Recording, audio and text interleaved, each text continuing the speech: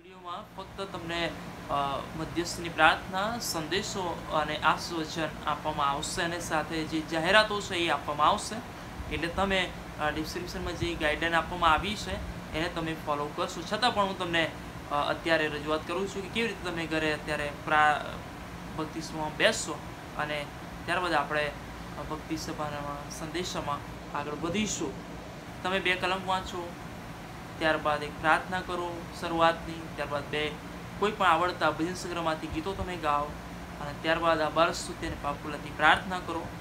વારાફરતીનું વાંચન પાઠ તમે વાંચો અને આજનું વારાફરતીનું વાંચન પાઠ 23 છે ફસલ વખતે આ બાર સ્તુતિ એ તમે વાંચો. ત્યારબાદ પ્રેરિતોનું વિશ્વાસનામું તમે બધા સાથે બેસીને તમે વાંચશો અને ત્યારબાદ બાઇબલ વાંચન તમે કરશો.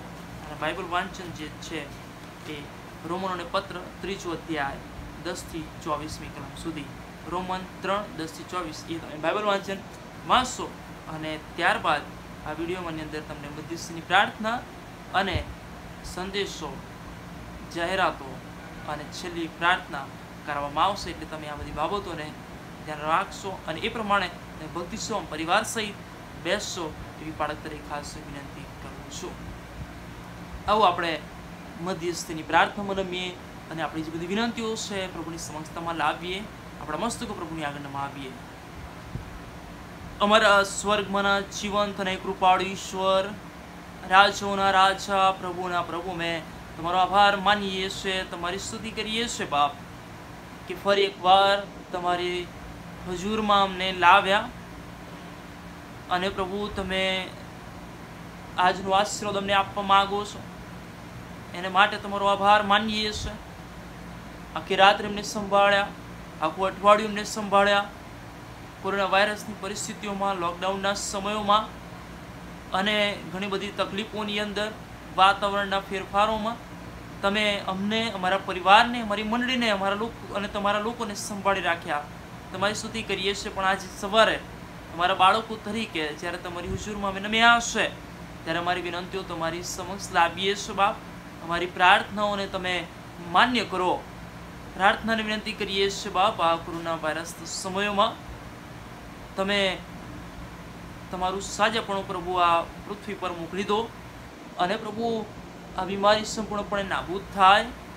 જેઓ આ બીમારીને માટે અને બીમારીમાંથી નીકળવા માટે જે પ્રયત્નો કરે છે, રસીઓને સાથે દવાઓ શોધી રહ્યા છે, તેઓને પવિત્ર આત્મદેવ જ્ઞાન, ડાપણ, સમજશક્તિ આપજો.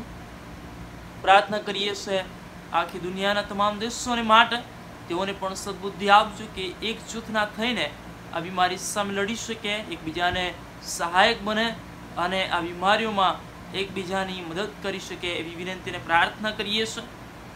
સાથે પ્રાર્થના કરીએ છીએ જે વાલાઓ સંક્રમિત થયા છે તેઓને તમે સાજા કરજો, તમારું સાજાપણું બક્ષજો.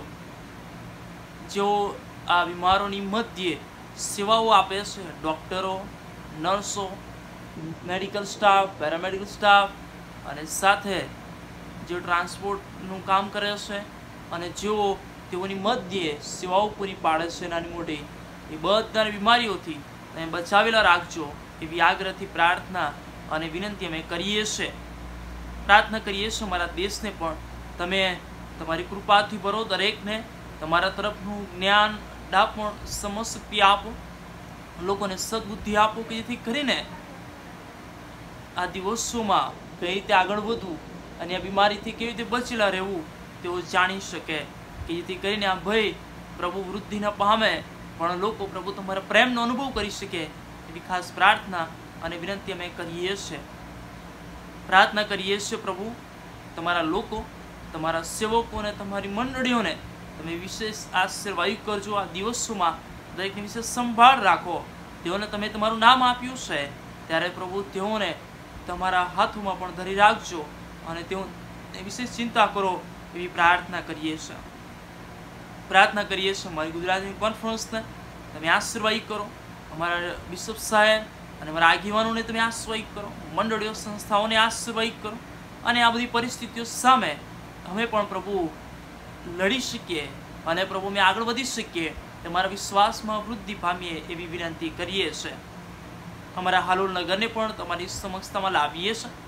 જેઓ સંક્રમિત થયેલા છે વાલાઓને પણ તમે બીમારીમાંથી બહાર લાવજો, તમારું સજાપણું આપજો। જેઓ એઓની મધ્યે સેવો આપે છે તેઓની સહાય તથા મદદ કરજો। પ્રાર્થના કરીએ છીએ પ્રભુ, અમારા હાલોલ નગરની વ્યવસ્થાઓને તમે આશીર્વાદિત કરજો, તમામ નાગરિકોને આશીર્વાદિત કરજો, દરેકના ઘરોને પ્રભુ જે કંઈ જરૂરિયાતો છે પૂરી પાડજો। પ્રાર્થના કરીએ છીએ બેઉલા મેથોડિસ્ટ ચર્ચ અને બેઉલા મેથોડિસ્ટ ચર્ચ સાથે જોડાયેલા તમામ પરિવારોને પણ તમે પુષ્કળ આશીર્વાદિત કરો, દરેકની સંભાળ રાખો। બીમારીઓથી, ચિંતાઓથી, મુશ્કેલીઓથી, પ્રશ્નોથી તમે તેઓને સંભાળ રાખો। અને પ્રાર્થનાની વિનંતી કરું છું પ્રભુ, આ દિવસોમાં તમારી આગળ નમવાને માટે, તમને યોગ્ય પસંદ પડે એવું જીવન જીવવાને માટે અને પ્રભુ પોતાની જાતને તમારી આગળ લાવવાને માટે પણ તમારી વિશેષ કૃપા આપો। પ્રાર્થનાની વિનંતી કરું છું પ્રભુ, બાળકો, વૃદ્ધોને માટે તેઓને વિશેષ તમે સંભાળ રાખો।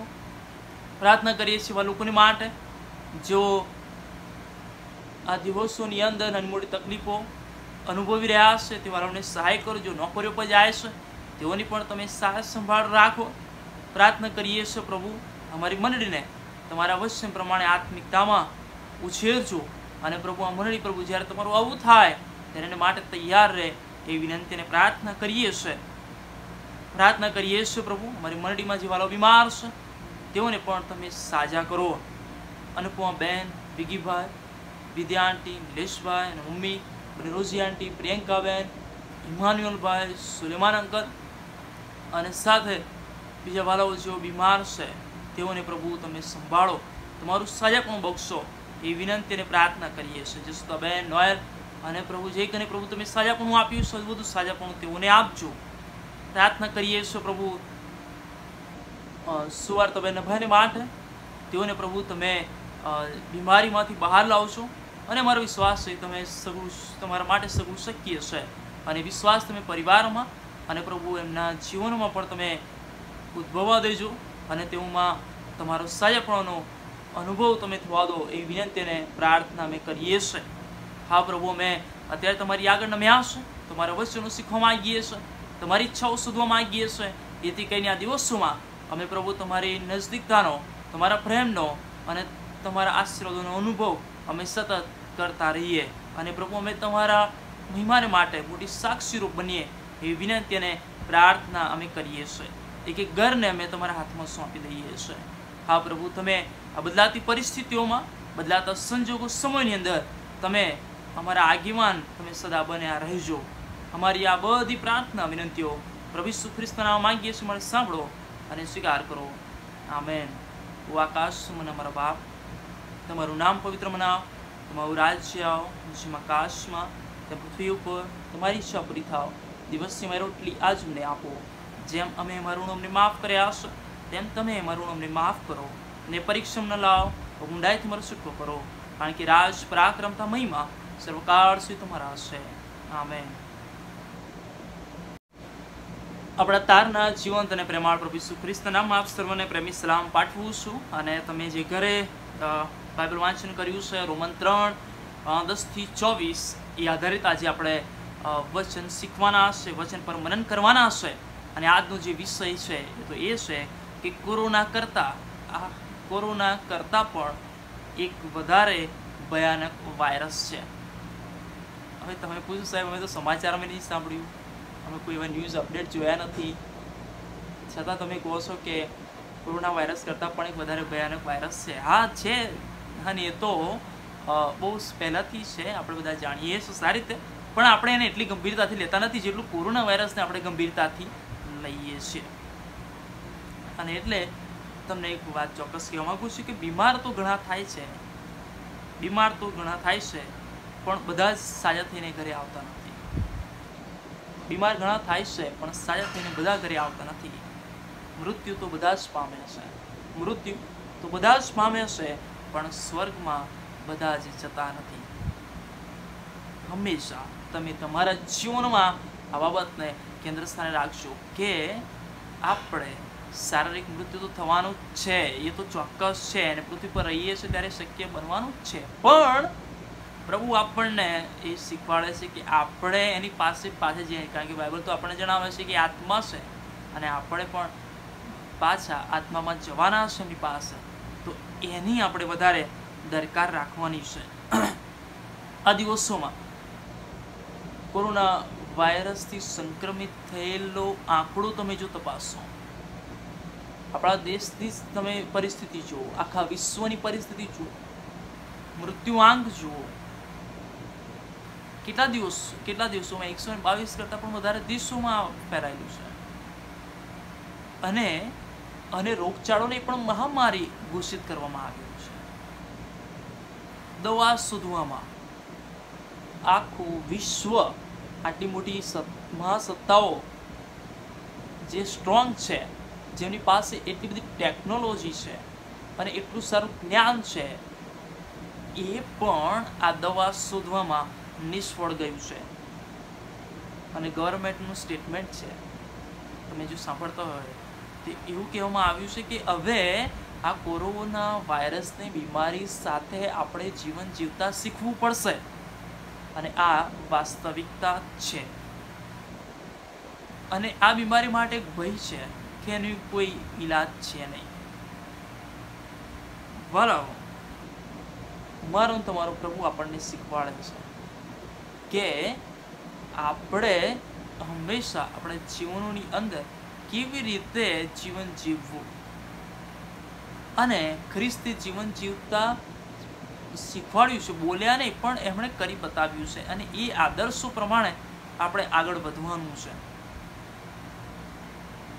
હવે આપણે કોરોના અને પાપ સંબંધી આપણે જોવાના છે કે આપણે માની બેઠા છે કે કોરોના જેવી મહામારી અથવા આવી પરિસ્થિતિ બીજી ક્યાંય બની નથી. પણ જો તમે જુઓ તો પાપના કારણે પણ દેવે આખી દુનિયાનો નાશ કરેલો નુના સમયની અંદર આપણે જાણીએ છીએ. અને એ નાશ એવો થયો કે આખું વિશ્વની અંદર બધી માનવ જાતને, આખી સૃષ્ટિને પ્રભુએ નાશ કર્યો. અહીંયા તો કોરોના વાયરસ એટલી મોટી મહામારી છે, છતાં પણ આપણે પાપની સરખામણીમાં જો કરીએ તો એ એટલી મોટી બીમારી નથી. પાપની વ્યાખ્યા એ છે કે પાપ એ જ નિયમ ભંગ છે. મતલબ તમે આજ્ઞાની વિરુદ્ધ જાઓ એક પાપ છે, અને દેવે સીમાઓ ઠરાવી છે અને આજ્ઞાઓ આપી છે, નિયમો આપ્યા છે, અને આપણને જે શીખવાડ્યું છે એની વિરુદ્ધ જ્યારે આપણે જઈએ છીએ ત્યારે એ એક પાપ છે.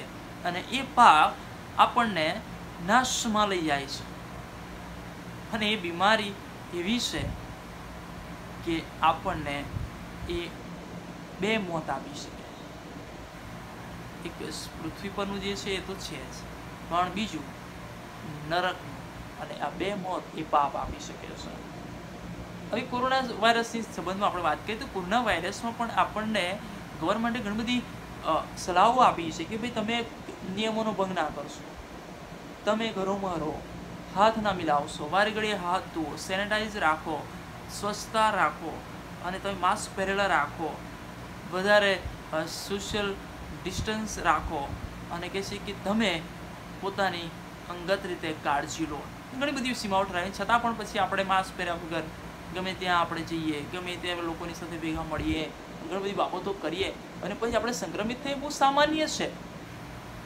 કેમ? કારણ કે આપણે નિયમોનું પાલન કર્યું નથી, અને હવે આપણા પર પણ આવ્યું છે. પણ હવે પરિસ્થિતિ બેકાબુ બની છે. હવે કદાચ તમે નિયમ પાળો, પણ એવી પરિસ્થિતિ તમારે એ નિયમ ન પાળવો પડે, એમાંય તમારે બહાર નીકળવું પડે એવી પરિસ્થિતિ તમારા પાસે આવીને ઊભી છે. પણ આપણે સાવચેત અને સાવધાન રહીએ તો આપણે એ વાયરસથી બચી શકીએ છીએ. પાપ અને કોરોનાનો જે ફેલાવો છે તમે જુઓ, પાપ સંબંધ એવું લખવામાં આવ્યું છે 1 યોહાન 1:8 કે આખા વિશ્વમાં જો કે છે કે આદમથી હવાથી એ શરૂઆત થઈ અને આજ સુધી પણ આ પાપની અસર ચાલે છે. અને આ પાપ ફેલાયેલું છે, આખા વિશ્વમાં ફેલાયેલું છે. આ તો ઘણા બધા લોકોને હજુ તો પહોંચ્યું નહીં, પણ બાઇબલ તો આપણને એવું કહે છે સગડાએ પાપ કરીને સગડા દેવના મહિમા વિશે અધૂરા રહે છે. સગડામાં આ બીમારી છે જ, પાપ સંબંધી. એટલે 1 યોહાન 1:8 કહે છે કે આપણામાં પાપ નથી એમ જો આપણે કહીએ તો આપણે પોતાને ઠગીએ છીએ. જો આપણે એમ કહીએ છીએ કે આપણે પાપ કર્યું નથી અથવા આપણે પાપી નથી તો આપણે ઠગીએ છીએ, આપણે એના શિકાર બન્યા નથી એવું કહીએ તો આપણે જૂઠા છીએ. અને આ વાયરસ સંબંધી પણ એવું છે કે તમે એવું માની લો કે મને નહીં થાય અથવા મને નહીં લાગે તો પણ તમારી એ મોટી ભૂલ છે. અને એટલે સાવચેતીના પગલાં આપણે હંમેશા લેવાનું આપણે યાદ રાખીએ છીએ. આ દિવસોમાં ભણેલા ના ગણેલા પણ સોશિયલ ડિસ્ટન્સિંગ, માસ્ક પહેરવું, સેનેટાઈઝ કરવું, સોશિયલ ડિસ્ટન્સિંગ રાખવું, વારે ઘડી હાથ ધોવા, જાહેરમાં ન જવું, એ બધી બાબતોને ટાળે છે. અને આપણે પણ ઘણી બધી બાબતોના પગલાં આપણે લેતા શીખવાનું છે. અને આ પાપ અને આ કોરોના, પાપ પણ તમે જોઈ નથી શકતા કે દેખાતું નથી પણ એક્શનમાં છે. કોરોના પણ એવું છે, એ તમને દેખાતું નથી પણ એ એક્શનમાં છે. હા, એ બહુ માઇક્રોસ્કોપથી જોઈ શકાય પણ એ તમે નરી આંખે જોઈ શકતા નથી. પણ એની અસરો એ ઉદ્ભવે છે. હવે અસરો કેવી છે? જો પાપ સંબંધી આપણે જોઈએ તો જ્યારે પાપની બીમારી અથવા પાપનો વાયરસ એ તમારામાં પ્રવેશે છે ત્યારે કેવી અસરો ઊભી થાય છે. અને બાઇબલ ઘણી બધી બાબતો જણાવે છે. રોમન 36 મરણ પ્રવેશ તમારામાં થઈ જાય છે, મરણ તમને લાગે છે. હવે તમે મૃત્યુ પામવાના છો એ દેખાડે છે, મરણ સુધી એ તમને લઈ જાય છે. બીજી બાબત એ 59:2 કીધી અલગતા, દેવ સાથેનો સંબંધ એ તૂટી જાય છે. દેવના અને આપણા સંબંધોમાં વિખવાદ ઊભો થાય છે. ત્રીજી બાબત અનંત જીવનથી આપણે દૂર જતા રહીએ છીએ. જે દેવ આપણને આપવા માંગે છે એ અનંત જીવન આપણા માટે રહેતું નથી. આપણને નવું નામ મળે છે, પાપી. અત્યાર સુધી આપણને ઓળખતા હોય વિજયભાઈ કે બાળક સાહેબ, પણ ફરી એક નવું નામ મળે છે, દર્દી, સંક્રમિત થયેલા, કોરોનાના દર્દી. એવું નામ આપણને આપવામાં આવે છે. ને એ રીતે પાપ જ્યારે આપણે આપણું નામ આપણને મળે છે કે પાપી છે. અને એ પ્રમાણે આપણને બીજું નામ મળે છે. ત્યારે આપણને બહુ ખોટું લાગે. કોઈ આપણને કે આ તો પાપી છે તો કેવું લાગે આપણને કે મને ત્યાં કેવી રીતે કીધું કે હું પાપી છું. પાંચમી બાબત અશાંતિ એ આપણા જીવનમાં ઉદ્ભવે છે. જ્યારે પાપ પ્રવેશે છે ત્યારે મન ચંચળ બને, અશાંત બને છે. અને એના કારણે એકના કારણે બીજી, ત્રીજી, ચોથી, પાંચમી એ પરિસ્થિતિઓ એ ઉદ્ભવતી જોવાય છે. અને રોમન 3:17 તમે જોઈ શકો છો. યશાયા 57:21 તમે એ બાબતોને જોઈ શકો છો. નીતિવચન 5:22 લખ્યું છે પ્રમાણે કે આપણે પાપની દુષ્ટતામાં ફસાઈ જઈએ છીએ. અને આ પાપ આપણને ફસાવી દે છે. અને એવું ફસાવે છે કે આપણને ક્યાંથી નીકળવું, કેવી રીતે નીકળવું એ આપણા માટે મુશ્કેલ થઈ પડે છે. સાતમી બાબત રોમન 3:12 આપણે નકામા થઈ જઈએ છીએ. દેવને માટે આપણે કોઈ પણ ભોગે ફરી ઉપયોગી રહી શકતા નથી. તમે પાપ કરો, ગુંડાઈ કરો, દુષ્ટતા જ કર્યા કરો ત્યારે પ્રભુ કહે છે કે મારે હવે તારી કોઈ જરૂર નથી. અને એ પ્રમાણે એક નકામા વાસણ તરીકે, એક નકામા વ્યક્તિ તરીકે આપણે દેવની હજુરમાં અથવા દેવની દ્રષ્ટિમાં થઈ જઈએ છીએ. અને કોઈ આપણને કહે કે આ નકામો છે, નવરો છે અથવા બેસી જ રહે છે તો આપણને ગુસ્સો જોઈએ કે મને કેમ આવું કીધું. ભલે કરતા હોય કે ના કરતા હોય છતાં પણ આપણને એવું લાગે કે મને આ શબ્દો વાપરવા મારા માટે ન જોઈએ. પણ દેવ આપણા માટે જ્યારે પાપ પ્રવેશે છે અને પાપ ભરપૂરીપણે થઈ જાય ત્યારે આવા શબ્દો પણ પ્રભુ કદાચ આપણા માટે વાપરે. રોમન 3:12 કહે છે સત્કર્મ ન કરનારાના જેવા, સત્કર્મ એટલે સારા કામો કરનારા ન કરનારા બની જઈએ છે. કરવું તો છે સારું કામ પણ આપણે કરી નથી શકતા. કેમ? કારણ કે પાપનો વાયરસ એ ભરેલો છે. અને ત્યારે એ મોટી આફત આપણા સામે ઊભેલી હોય છે. આપણે જોઈ શકીએ સારું કરવું જોઈએ પણ એ આપણામાં અંતરમાં જે ભૂંડાઈ ને જે પાપ અને જે દુષ્ટતા છે એને જોઈને આપણે એ સામેવાળી વ્યક્તિને સામે ઉદ્ભવેલી પરિસ્થિતિમાં આપણે કોઈ સહયોગ આપી શકતા નથી. કેમ? આપણે જોઈએ છીએ કે ભાઈ એને ઠોકર ભાગી સારા ઊભો કરવો જોઈએ પણ પછી આપણને એ પાપ યાદ દેવડાવે કે એ સામેવાળી વ્યક્તિ તને કેવું કરે? એ સામેવાળો વ્યક્તિ ખરાબ છે, એ પાપી છે, એ દુષ્ટ છે, એ તારું ખોટું કરશે, એ આપણા માની નથી, એની સાથે આપણે કોઈ લાગ ભાગ નથી. એ બધી બાબતો કદાચ આપણા જીવનમાં ઉદ્ભવે. નવમી બાબત, જીભમાં કપટ અને હોઠમાં ઝેર આવી જાય એવી અસરો થાય. વિચાર કરો, તમે સારું બોલનારા ને અચાનક તમે ગાળો બોલનારા થઈ જાઓ. અને ઘણી વખત આપણે બોલવામાં બે પ્રકારના શબ્દો નીકળે. નહીં કહેતા કે ડબલ ઢોલકી છે એવું, બે બાજુ વાગે. આપણે પણ ઘણી વખત આપણા શબ્દોમાં કે છે કે શબ્દો સાથે રમતા થઈ જઈએ. આપણે સ્પષ્ટીકરણ નહીં, વ્યંગતામાં, કટાક્ષમાં કોઈને ખરાબ લાગે એ પ્રમાણે બોલીએ સારું, પણ એની પાછળ આપણે એની બુરાઈ કરતા હોઈએ. એટલે આપણી જીભ અને આપણા હોઠમાં પણ એ પાપ કે છે કે એની અસર ઉદ્ભવે છે. 10મી બાબત, મોંમાં પણ કડવાશ આવી જાય. મોંમાં કડવાશ, સારું બોલી જ ના શીખીએ, બોલાય જ નહીં. ઘણા બીમાર થઈ જાય, પછી ઘણા લોકોને ખવડાય ઘણું બહુ સારું સારું, સફરજન આપીએ, મીઠાઈઓ આપીએ, કેળા લઈને આપીએ, મતલબ ગમે તેટલું સારું લઈને આપવું, પણ એને કેવું લાગે હજુ મોડું કડવું છે, ખાવાનું ગમે નહીં. એ પ્રમાણે જ્યારે પાપના શિકાર બની જઈએ છીએ, બીમાર બની જઈએ છીએ, વાયરસથી સંક્રમિત થઈએ, ત્યારે આપણામાં પણ કહે છે કે સારું બોલવાની આદતો ભૂલાઈ જાય. સારું ન બોલી શકીએ, સારું જોઈએ છતાં પણ સારું બોલાય જ નહીં. આપણા માટે કોઈ વ્યક્તિ સારું કરવા માંગતો હોય તો પણ આપણને એમાં ભૂંડા જ દેખાય, અને આપણે એ સારા પણ ભૂલી જઈએ છીએ. આપણે મોંમાં એ કડવાશ આપણા જીવનમાં આવી જાય છે. 11મી બાબત, રક્ત વહેવડાવવામાં આપણે ઉતાવળા બની જઈએ છીએ. રોમન 3 અને 15 લખ્યું છે પ્રમાણે બીજાઓને પાડી નાખવા, બીજાઓને ઉતારી નાખવા, બીજાઓને નીચા પાડી દેવા, એમાં આપણે ઉતાવળા બનીએ છીએ. કેટલું વહેલું કરી નાખીએ, કેટલા વહેલા પાડી નાખીએ, કેટલા વહેલા નીચા પાડી નાખીએ, કેટલા વહેલા એમનું ખરાબ કરીએ, કેટલું વધારે એમના ઘરમાં ખરાબ થાય, કેટલી એમના ઘરમાં અશાંતિ થાય, કેટલા પ્રશ્નો એમના જીવનમાં ઉદ્ભવે, એના માટે આપણે ઉતાવળ કરીએ છીએ. અને એ પ્રકારનું ખૂન છે.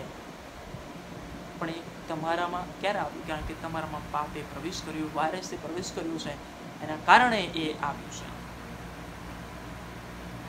12મી બાબત, નાશ તથા સંતાપ આવે છે.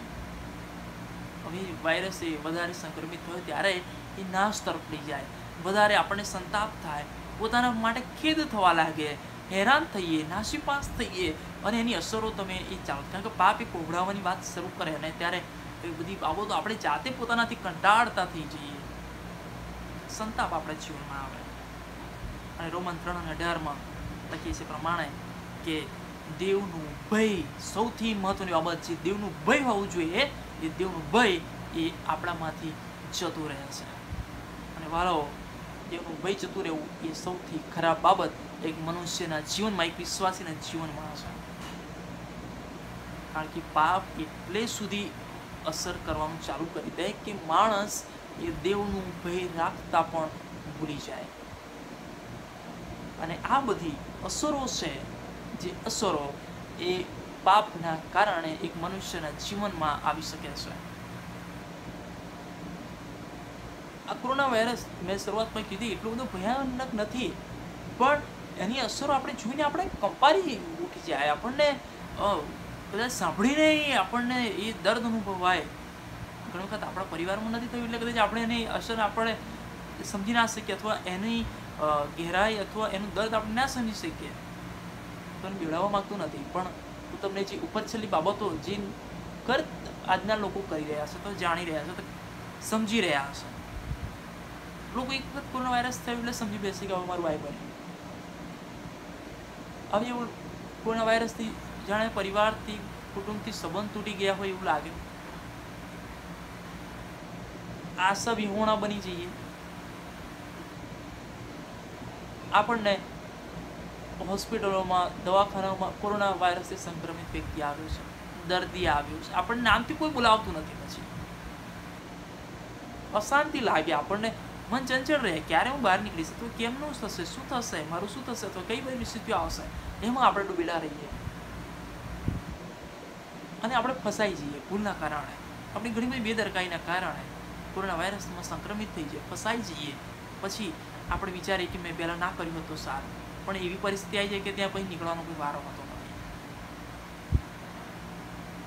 અને આ વાયરસ સમય આપણે તમે હાલમાં પણ જો કદાચ બહાર નીકળતા હો અથવા તમે જેઓને ક્વોરન્ટીન કર્યા છે એમને જોયા અથવા એમની પરિસ્થિતિ સાંભળી હોય અથવા તમે એ જે ક્વોરન્ટીન કર્યા વિસ્તારની આસપાસ તમે ગયા હો તો તમને ખબર પડી કે એમની સાથે બીજા આજુબાજુ ઘણા બધા લોકોને પણ એડ કરી દેવામાં આવે, એમને પણ ક્વોરન્ટીન કરી દેવામાં કે તમારે 14-15 દિવસ સુધી અથવા અમુક સમય સુધી બહાર નીકળવું નહીં.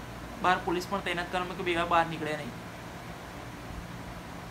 અને ત્યારે આપણને એવું લાગે કે ભાઈ હું કોઈ સારું કામ કરી શકું છું, સક્ષમ છું, બધું છે, પૈસા છે, નાણાં છે, લાયકાત છે, મોભો છે, આવડત છે, બધું છે, પણ કશાય કામનું એ રહેતું નથી. કેમ? કારણ કે તમને ક્વોરન્ટીન કરી દેવામાં અને અંદર બાંધી દેવામાં આવે છે અથવા અંદર પૂરી દેવામાં આવે છે અથવા સીમા ઠરાવી દેવામાં આવી છે. કેમ ઠરાવી? કારણ કે તમે સંક્રમિત થયા છો. તમે સંક્રમિત બાજુવાળા પણ થયા હશે એ આશા રાખીને એમને પણ ક્વોરન્ટીન કરી દેવામાં આવે છે. આપણે સત્કર્મ ન કરનારા બની જઈએ છીએ. સારું કામ આપણે પછી કરતા ભૂલી જઈએ છીએ અથવા આપણે એ પછી મૂકી દઈએ છીએ અથવા આપણને એ તરફ ધ્યાન પણ આપણું જતું નથી કે હવે આપણે કોઈ સારું કામ કરીએ. આપણે જે બને પોટમાં પછી દલીલો ચાલુ થઈ જાય, દલીલબાજી આપણે શરૂ કરી દઈએ. એ ડૉક્ટર સાથે, નર્સ સાથે, બીજા લોકો સાથે, પરિવાર સાથે ઘણા બધા આપણે વાટાઘાટ શરૂ થઈ જાય. કારણ કે આપણે માણસ કંટાળેલો છે અને ઘણી વખત એ વધારે ને વધારે એ વિચાર્યામાં એ નાસીપાસ થતો રહે છે. પોતાના માટે પછી ખેદિત થઈ જાય, હારી જતો એવું લાગે અને એનામાં પછી કોઈ પણ પ્રકારનો એક સમય આવે ભય ના રહે, બીક ના રહે.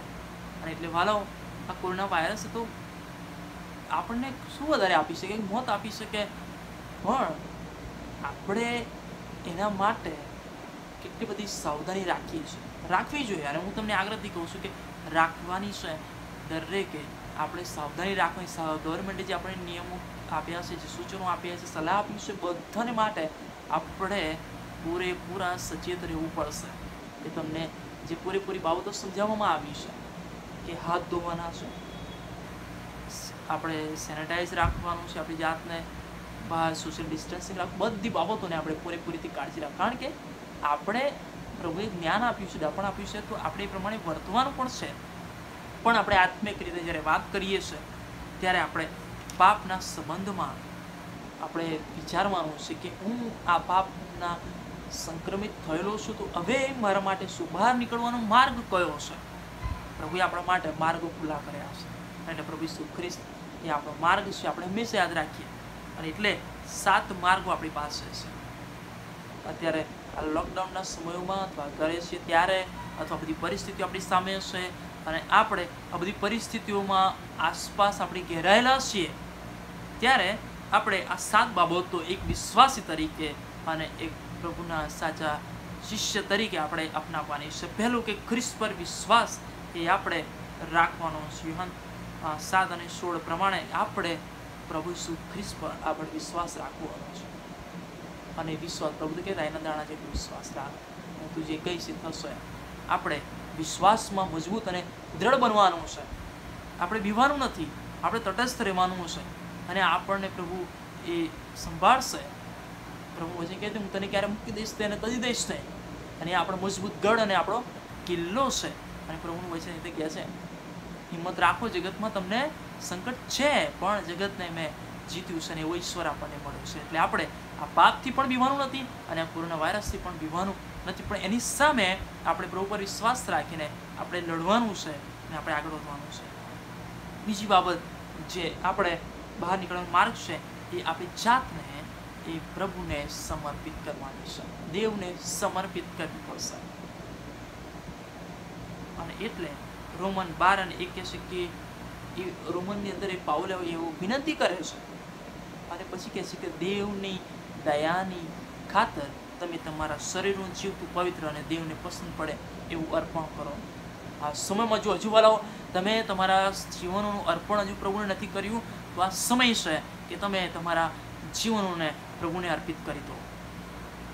ત્રીજી બાબત, નમ્ર બનો. આ દિવસોમાં બહુ બળાસ મારવાનો અથવા હમ મારવાનો અથવા ઊંચા દેખવાનો કોઈ મતલબ નથી. આ પરિસ્થિતિ કોરોના વાયરસ જો તમને આવું મતલબ સમજાવતી હોય કે પૈસાવાળો, ગરીબ, તવંગર, લાચાર, બીમાર, કોઈને માટે કોઈ મતલબ નથી. એ બીમારી કોઈને કોઈ જોઈને આવતું નથી, એમને કોઈની પડી નથી કે ભાઈ આ સારો છે, આ છે, તે છે, એવું કોઈ જોઈને આવતું નથી. ભલાઓ જો આપણે એના માટે એટલી દરકાર રાખીએ તો આપણે પાપના સંબંધી પણ આપણે વિચારવાનું છે. અને એટલે પ્રભુનું વચન આપણે કે નમ્ર બનીએ, નમ્ર બનતા શીખીએ. જો નમ્ર બનીશું તો આપણે દેવની આજ્ઞાઓ પાળવાને માટે આધીનતા સ્વીકારીશું અને આજ્ઞા પાલન પણ આપણામાં એ આવશે. પણ જો આપણે કશું નહીં, હું તો આવો છું, તેવો છું, ફલાણું છું, ઢીકણું છું, આવું કરી ના શકું, મારાથી કશું ના થાય, એ આપણા ખોટા ખ્યાલોને આપણે બાજુ પર મૂકવા પડશે. એટલે ફિલિપી 2:5 ખ્રિસ્તનું મન જેવું હતું તેવું આપણે પણ રાખીએ. ખ્રિસ્તનું મન જેવું હતું તેવું તમે પણ રાખવા. વચન આપણને જે શીખવાડે છે, ખ્રિસ્ત એણે બધી પરિસ્થિતિઓની સામે એ નમ્ર બની ગયા અને જે નમ્ર બન્યા અને એટલાને કારણે જ એમણે મને તમને જીવન આપ્યું છે. અને એ મારે તમારે શીખવાનું છે. ચોથી વાત, પ્રાર્થના કરો. તમે નિત્ય પ્રાર્થના કરો. લુક 18:1 એવું કહે છે કે સર્વદા પ્રાર્થના કરો અને પ્રાર્થના કરતા કોઈએ કાયર થવું નહીં. ભલા આપણે પ્રાર્થનામાં આ દિવસોમાં લાગુ રહીએ. આ દિવસોમાં પ્રાર્થનાની વધારે આપણને જરૂરિયાત છે. પ્રાર્થના એ પરિસ્થિતિને બદલી શકે છે. ભલો તમે હંમેશા યાદ રાખો. અને એટલે યાકૂબ 5:15 લખ્યું છે કે વિશ્વાસ સહિત કરેલી પ્રાર્થના એ માદાને બચાવશે ને પ્રભુ તેને ઉઠાડશે, અને જો તેણે પાપ કર્યા હશે તો તેને તે માફ કરવામાં આવશે. કેટલી ગજબની બાબત. અને આ કોરોના વાયરસમાં કદાચ આ બહુ અગત્યની કલમ છે કે તમે માદા થયા હશો અથવા બીમાર છો તો કોરોના વાયરસથી સંક્રમિત થયા હશો તો આવી બધી પરિસ્થિતિ ભયમાં છો તો આ કલમ બોર્ડે કરી દો કે જો તમે માદા છો તો વિશ્વાસ સહિત કરેલી પ્રાર્થના એ તમને સાજા કરશે, અને જો પાપ કર્યા હશે તો તમને પાપ માફ કરવામાં આવશે. ડબલ એક સાથે બોનસ તમને આપવામાં આવશે કે તમને સજા પણ તો આપવામાં આવે છે, પણ સાથે તમારા પાપ પણ માફ કરવામાં આવશે. પણ ક્યારે? વિશ્વાસ સહિત કરેલી પ્રાર્થના હશે ત્યારે. એટલે પ્રાર્થનામાં આપણો વિશ્વાસ એ વધારવાનો છે. વચન પર મનન કરતા આપણે શીખવાનું. યોશુઆને કહે કે રાત્રે, સવારે ઊંઘતો હોય ત્યારે, ચાલતો હોય ત્યારે, એ બધી સમય પરિસ્થિતિમાં તારે દેવના વચનોનું મનન કરવાનું છે. અને આપણે આ દિવસોમાં આપણા મોબાઈલનો વચનના મનન કરવાની માટે, વચન પર વધારે અધ્યયન કરવાની માટે આપણે વાપરીએ. વધારે સમય એ પ્રભુના વચનો માટે આપણે વાપરવાની ખાસ જરૂર છે. છઠ્ઠી બાબત, માથી 10:28 દેવથી બીવાનું છે. દેવનું ભય એ આપણે રાખવાનું છે. જો દેવનું ભય રાખીશું તો આપણામાં ઓટોમેટિક આપણામાં દેવનું ભય અને એની આજ્ઞાઓ પાડવાનું આપણામાં આવશે. પણ દેવનું ભયને બેફિકર કોણ, મને શું કહેવાનું, મને કોણ કશું કરનાર છે, એવા બાળકો મા બાપ વગરના ઉદ્ધત હોય એ પ્રમાણે આપણે વર્તન કરનાર નથી છીએ. અને એટલે જો દેવનું ભય હોય, આપણા બાપનું ભય, મા બાપનું ભય હોય તો આપણે એ ધ્યાન રાખીએ કે જો આવું કરીશ તો એના માટે મને શિક્ષા થશે, તો આપણે એ ડગલું કરતાં પહેલાં આપણે વિચાર કરીશું. અને એટલે આપણે દેવનું ભય રાખીએ. અને એટલે બાઇબલમાં આપણને શીખવાડે છે કે શરીરને જો મારી નાખે છે, શરીરને જો મારી નાખે છે પણ આત્માને મારી નથી શકતા તેઓથી બેહોમાં. પણ એના કરતાં આત્મા અને શરીર એ બંનેનો નાશ નરકમાં કરી શકે છે એનાથી બીવાની જરૂર છે. હવે વિચાર કરો, તમારે કોનથી બીવું છે? હા, કોરોના વાયરસથી બીવાની જરૂર છે, પણ એ બીવા માટે આપણે સચેત પગલાં લેવા પડશે. એ પ્રમાણે પાપ છે આપણા પસરેલું છે, સંક્રમિત થયેલા હશે તો આપણે વધારે સાવચેત રાખવી પડશે. દેવથી બીતા વધારે આપણે શીખવું પડશે. દેવનું ભય જો તમારામાં આવશે તો પ્રભુ તમને છુટકારાનો માર્ગ જે છે એ તમારા માટે સફળ થશે. અને સાતમી વાત કે આ જગતનું રૂપ તમે ધરશો નહીં. જો તમે આ જગતનું રૂપ ધર્યું તો તમે એના શિકાર પણ બની શકો છો. અને એટલે ગવર્મેન્ટ પણ આપણને સમજાવતી હોય કે હમણાં તમે બધી બાબતોને ધ્યાનમાં રાખો, પણ છતાં પણ આપણને થાય કે ના ભાઈ ચલો ને પાર્ટી કરવી છે, મોસો કરવા છે, આનંદો કરવા છે, ભેગા થવું છે ને આમ છે ને તેમ છે ને ઘણી બધી બાબતો પછી સંક્રમિત થાવ, કોઈ મોટી વાત નથી. એ થઈ શકો છો, વધારે થશો અને એનું સ્વરૂપ મોટું આવશે. પણ જો આપણે આ જગતનું રૂપ ધરતા નથી પણ આપણે આત્મિક રીતે બળવાન થઈએ છીએ તો આપણે બચેલા રહીએ છીએ. અને એટલે રોમન 12:2 કહે છે કે આ જગતનું રૂપ તમે ન ધરો પણ તમારા મનથી નવીનતાને યોગે તમે પૂર્ણ રીતે રૂપાંતર પામો, જેથી દેવની સારીતા સંપૂર્ણ ઈચ્છા માન્યતા સંપૂર્ણ ઈચ્છા શી છે તે તમે પારખી શકો. અને એટલે આ બાબતો આપણે ખાસ સાથે બાબતો યાદ રાખવાની જ્યારે અને આ બાબતો આપણે જ્યારે ધ્યાનમાં રાખીએ છીએ પાડીએ છીએ ત્યારે આપણામાં એ બીમારીમાંથી બહાર નીકળવાની માટે આપણે પૂરેપૂરા તૈયાર થઈ જઈએ છીએ. અને બાઇબલ તો આપણે કહે જેવો હું પવિત્ર છું તેવો તમે પવિત્ર થાઓ. મતલબ કે હું જે રીતે પૃથ્વી પર હતો અને આ પાપના વાયરસથી આ પાપની બીમારીમાંથી હું જે રીતે નીકળ્યો એવી રીતે તમારે પણ નીકળવાનું છે.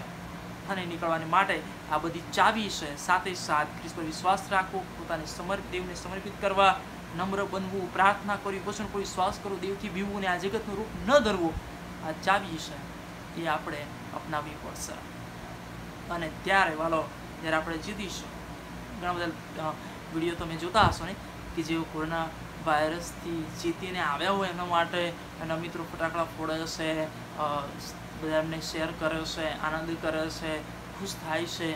એ પ્રમાણે વાલાઓ જ્યારે હું ને તમે પણ જ્યારે આ કોરોના વાયરસ જેમ જ્યારે પાપમાંથી પણ આપણે બહાર નીકળી જઈશું, આપણે વિજયવંત બનીશું, ત્યારે પ્રભુનું વચન તમે પ્રકટીકરણમાં વાંચો તેની અંદર 2 અધ્યાય 7મી કલમ લખ્યું છે કે દેવના પારાદેશમાંના જીવનના ઝાડ પરનું ફળ હું ખાવાને આપીશ. પ્રથમ કૃત્યો 2 અધ્યાયના 11મી કલમમાં લખ્યું છે જે જીતે છે તેને બીજા મરણનું દુઃખ ભોગવવું પડશે નહીં. ત્રીજી બાબત લખી છે 2 અધ્યાય 17મી કલમમાં જે જીતે છે તેને હું ગુપ્ત રાખેલા માનનામાંથી એને ખાવાને આપીશ. આગળ લખ્યું છે 2 અધ્યાય 26મી કલમમાં જેઓ જીતે છે તેઓને વિદેશીઓ પર અધિકાર આપીશ. આગળ લખ્યું છે 3 અધ્યાય 5મી કલમમાં કે જેઓ જીતે છે તેઓને ઉજળા વસ્ત્ર અને જીવનના પુસ્તકમાં તેઓનું નામ કે છે કે હું ભૂસી નાખીશ નહીં. અને પ્રયત્નના કૃત્યો 3 અધ્યાય 12માં લખ્યું છે કે દેવના મંદિરના સ્તંભ તેઓને કરવામાં આવશે. 3 અધ્યાય 22મી કલમમાં લખ્યું છે કે રાજ્યાસન પર કે છે કે હું એમને બેસવા દઈશ. બરાબર, જીતીને આપણે જ્યારે જઈશું ત્યારે પ્રભુ આપણને કેવું વેલકમ કરશે, કેવા ખુશ થશે. આ પૃથ્વી પરના માણસો જેવા આપણા છે નહીં, એ આપણી ગલીના હશે, આપણા બાજુના હશે, આપણા પરિવારના નથી, આપણે ઓળખતા નથી, છતાં આપણે એમને એટલો બધો આનંદ થતો હોય તો વાલો જેણે મને તમને રચના કરી છે, બનાવ્યું છે, જ્યારે આપણે જીતીને એની પાસે જઈશું ત્યારે ખબર નહીં એનો કેટલો બધો આનંદ અને ઉમળકો એમને હશે. અને એ પ્રભુને જરૂર છે કે એ આનંદ અને ઉમળકો એ આપણામાં હોય. અને એટલે વાલો આપણે એ બાબતો તરફ વધારે લક્ષ્ય રાખવાનું છે. અને જ્યારે આપણે આ બધી બાબતોને ફોલો કરીએ છીએ, જ્યારે આ બધી બાબતોમાં આપણે દ્રઢ થઈએ છીએ ત્યારે આપણે વિજયવંત બનીએ છીએ. કોરોના વાયરસ કરતાં આ પાપની બીમારી એ બહુ ભયાનક છે. કોરોના વાયરસથી આપણે સંક્રમિત થયા નથી પણ છતાં પણ આપણે આટલી તકેદારી રાખીએ છીએ તો વાલો પાપથી તો આપણે સંક્રમિત થઈ ચૂકેલા હશે અને પૂરેપૂરા થયા હશે. ત્યારે આપણે કોરોના વાયરસની જે માટે તકેદારી રાખીએ છીએ એના કરતાં પણ વધારે આપણે તકેદારી એ પાપથી બહાર નીકળવાની માટે પણ રાખવી પડશે. અને વધારે આપણે પાપમાં ન ફસાઈ જઈએ એના માટે રાખવી પડશે. અને નીકળવાની માટે આપણે ઉપાયો કરતા રહેવું પડશે જેથી કરીને એની અસરો એ આપણને એ નરકના દરવાજે આગળ ન લઈ જાય.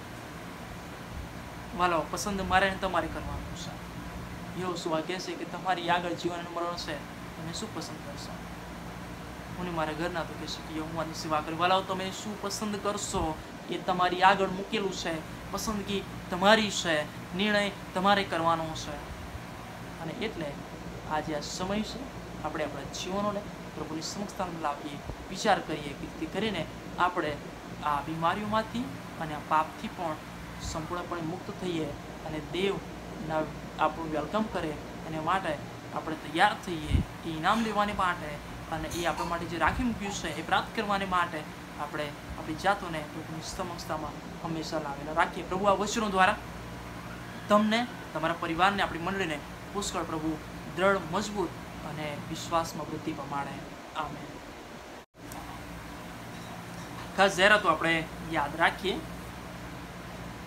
ડીસુ સાહેબ દ્વારા જે સૂચન મળ્યું છે કે 8 તારીખ પછી આપણે કેવી રીતે ભક્તિ સભા, કારણ કે 8 તારીખ સોમવાર આવે છે એટલે આગળ કેવી રીતે ભક્તિ સભાઓ ચલાવવી એ સંબંધી માહિતી આપણને જે પૂરી પાડવામાં આવશે એને આપણે આધીન થઈશું, એ પણ તમે ખાસ યાદ રાખશો.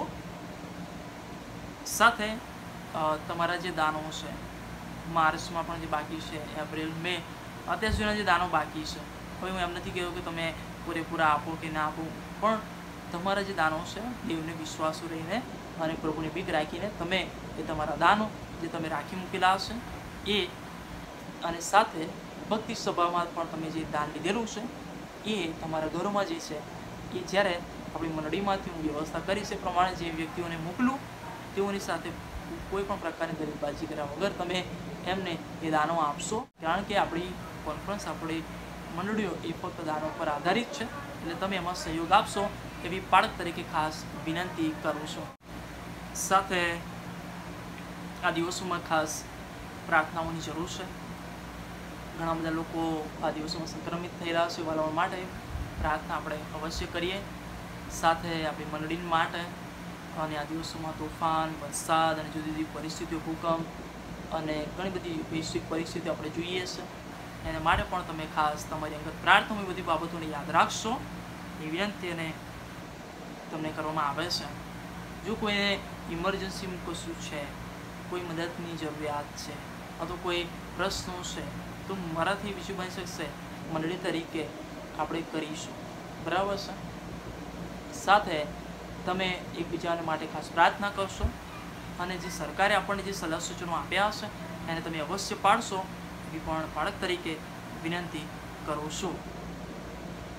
આ દિવસોમાં એટલે અઠવાડિયાની અંદર જે વાલાઓની જન્મ તારીખ છે, લગ્ન તારીખ છે, તેઓની માટે આપણે ખાસ પ્રાર્થના કરીએ અને તેઓના માટે આપણે શુભેચ્છા પાઠવીએ. પ્રભુ તેમના જીવનને ખૂબ જ આશ્વાયિત કરે, સ્વસ્થ રાખે અને આખું વર્ષ તેઓ જીવનમાં આશીર્વાદિત થાય, પ્રભુના વચનોને આધીન થાય, પ્રભુની બીક રાખે અને પ્રભુ તરફથી મળતા આશીર્વાદ એમને સદા પ્રાપ્ત થાય એવી બાળક તરીકે અને મંડળી તરીકે આપણે એમને શુભેચ્છા પાઠવીએ છીએ.